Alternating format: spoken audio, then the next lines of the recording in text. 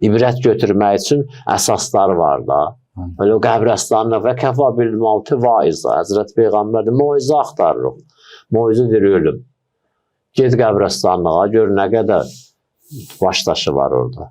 İndi məsələn, əksərdə başdaşların üstünə şəkillər yapışırsan, baxırsan, görürsən insanların orada camalı, surəti, ondan sonra yer yaraşığı, hamısı qalıb torpağın altında. Həzrət Rəsulullah deyir ki, insan dünyada neçə şeyə fəxr eləyir. Birini həsəb nəsəbdir. Mən filan kəsin oğluyam, filan deyir. Qiyamətdə Allah həsəbə və la nəsəbə.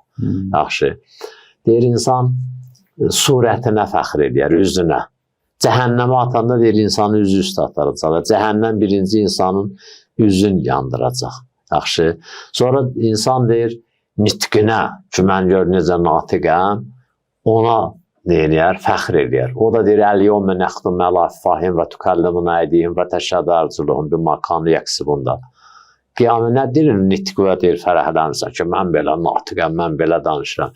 Qiyamətin günündə ağızları bağlayacaq, əlləri, ayaqları danışdıracaq, dəriləri danışdıracaq.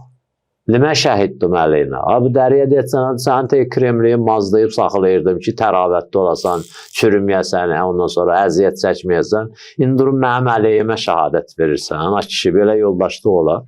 Deyir, mən özüm danışmıram ki. Əntəqən Allah, əntəqə kulləşi. Məni nitqə gətirib, bəli, o Allah ki, hər şeyi danışdırır. Dağı, daşı, hamısını danışdırır. Və izilvi xoşu hoşurət, elə deyir. Vəhşilər də məşhur olacaq, gəlib orada şəhadət verməlidən ötər. Yəni, insan budur da. İnsan, Əli əleyhissalam deyir, niyə fəxr edirsən sən? Nəyə əsasən fəxr edirsən?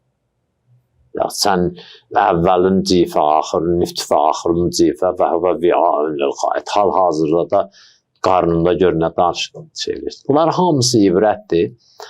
Çox heyf ki, az ibrət götürürük da.